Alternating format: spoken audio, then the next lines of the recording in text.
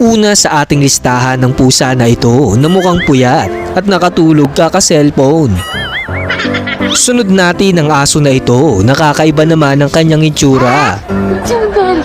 Next natin etong si Doggy na ang sarap naman ng tulog niya sa pugad ng manok kasama ang mga sisiw. Ang galing! Ang galing! Tamang chill naman etong si Baboy sa itaas ng puno. Eto namang si Mingming, tamang trip sa tenga ng aso. Huwag mong subukan. Masisira ang buhay mo.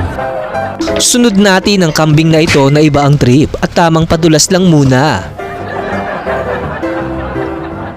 Tamang tambay naman ng pusa na ito sa kanilang kortina.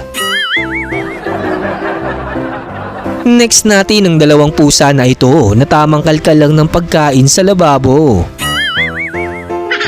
Eto